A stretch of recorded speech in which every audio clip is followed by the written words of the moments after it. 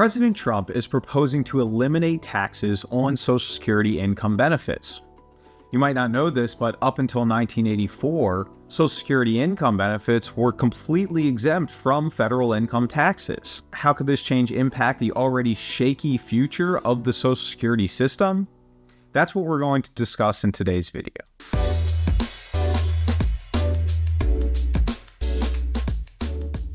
Hi, my name's Rob Bacharach, founder of RB Wealth, certified financial planner, here to help you make better retirement decisions. In today's video, I'm going to cover who this change could benefit the most or the least, what impact this could have on the entire system, what has been proposed to offset the lost revenue from the elimination of taxes on Social Security income, and what you can do to make sure that you're maximizing your own Social Security income benefits, regardless of what changes take place in the future. Social Security started in 1935 as a way to help the elderly aging population.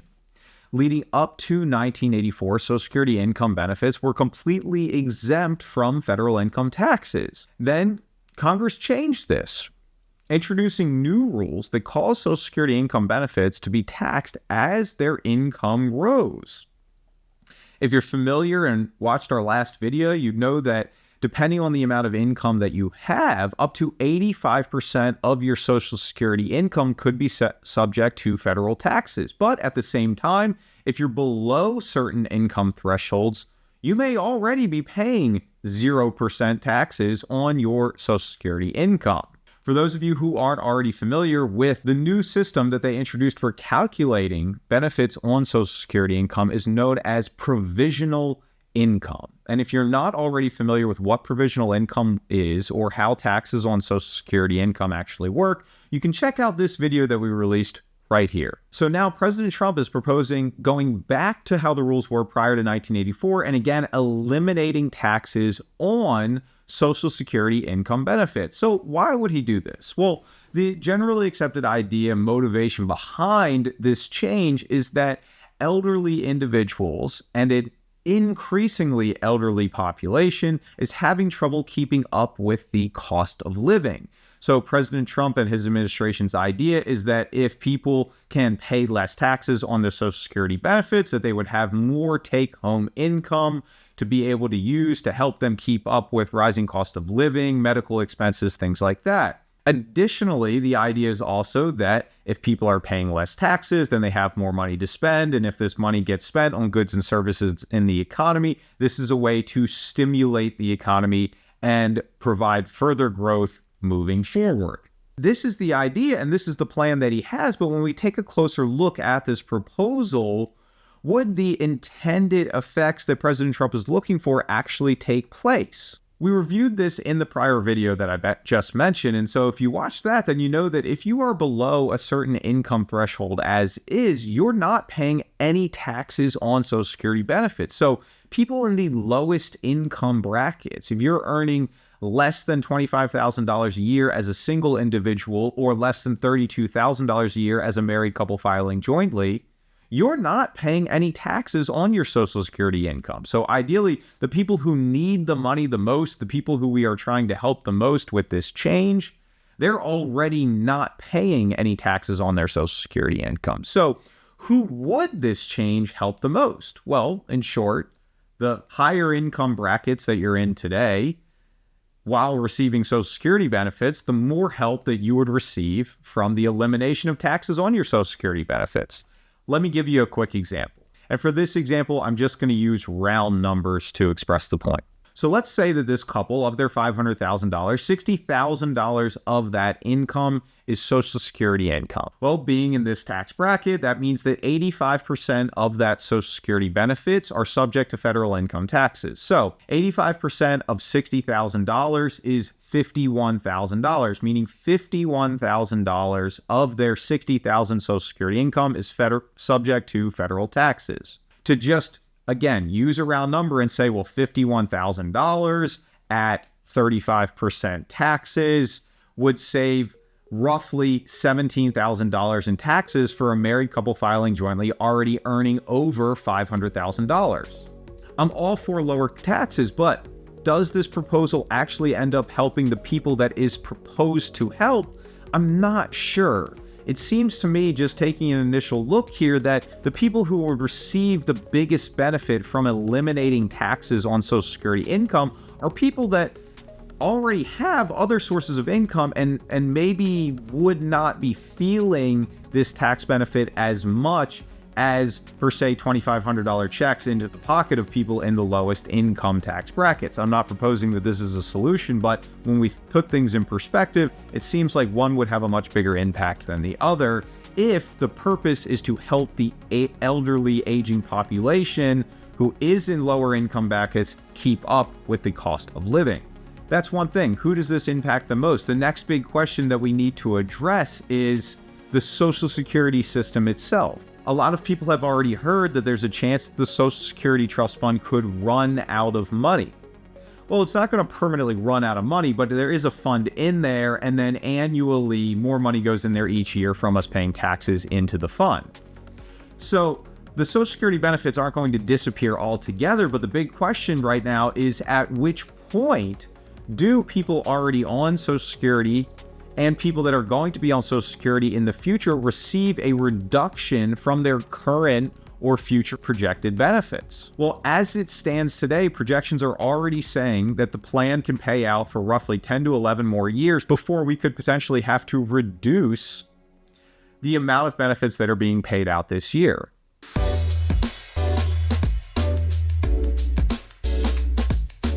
I'm going to take a minute to read you a few notes from the Center on Budget and Policy Priorities from this past July, and what they're saying about the outlook for the system, not including the elimination of Social Security income taxes as it stands today. So, the long-term outlook for Social Security trust funds has improved slightly. The latest annual report from the program's trustees show Social Security can pay full benefits for 11 more years, but then faces a significant, though manageable, funding shortfall. So the system is already fairly confident that we're going to be facing a funding shortfall sometime in the next 10 or 11 years. But they're saying that it is manageable, meaning that there are changes that could take place to help limit the chance of this funding shortfall. The trustee estimate that if policymakers take no further action, Social Security combined old age and survivors insurance, OASI, and disability insurance, DI, trust fund reserves will be depleted in 2035. This is 1 year later than projected in last year's report. So in 2023, they reported that they thought the fund would be depleted in 2034. Now they're saying that the fund would be depleted in 2035. Again, this is not including the chance of eliminating taxes and revenue that is generated from taxing Social Security benefits today. While most of the Social Security benefits are funded by the payroll taxes collected from today's workers, the program has also accumulated $2.8 trillion in trust fund reserves over the past 3 decades. During that period, Social Security's income exceeded its cost, and the program invested the surplus in interest-bearing Treasury securities. Over the next 11 years, those reserves, the $2.8 trillion, will make up the difference between Social Security's income and the costs. So we already know that we're sending more money out of the Social Security Trust Fund than what we are bringing in on an annual basis. And what they're saying is this: the $2.8 trillion surplus that we've accumulated is going to be depleted over the course of the next 11 years. And then at that time, estimates are saying that people would have to face a reduction of 20 to 25% of their current projected benefits, and additionally, future cost of living increases would also be reduced. And again, this is all before any reduction in future taxes that, as it stands today, are set to be paid into the system. So when we looked at the last point, the idea is that the reduction in taxes will be helpful for the economy, but we're looking at saying the lowest income people that we're trying to help the most may not actually receive much benefit from this change. Then we're stepping in to look at the impact to the future of the Social Security system, which a lot of people are already worried about. And we can see that there's already a funding shortfall. Now we're talking about taking another $1.6 trillion out of that system over the course of the next 10 years. So if we were to do that, what has the administration proposed to replace that tax revenue? Well, there's been a few things, one of which has just been the unappropriated funds inside of the Treasury being moved over to the Social Security bucket. But the problem with this is we really have no idea what that number looks like, and it's very difficult to project what sort of number would be moved over to the trust fund. There's no clarity on this. This was just an idea and a proposal that was thrown out there. The other thing that the administration has proposed that is much more impactful to today's investors and people not as close to retirement is an increase to the Social Security wage base. And what that is an increase to the total income that you earn each year that is subject to Social Security payroll taxes. Right now, that wage base is $176,000. So over $176,000, we stop paying towards the Social Security system. They're talking about moving that wage base up to a $250,000 or $260,000 wage base. So higher earners would be more subject to paying Social Security income from payroll on a larger portion of their income, increasing that by about $100,000 that is subject to that 12% Social Security taxes. So that's another thing. And then the other main proposal that has been thrown out there is changes to the rules for tax benefits to professional sports teams owners and hedge funds managers. There are a lot of complex tax strategies that have been used for a very long time by these ultra wealthy individuals, and the administration has proposed eliminating some of those loopholes so that they can no longer take advantage of them and would in turn, in theory, have to then pay more money into the tax system.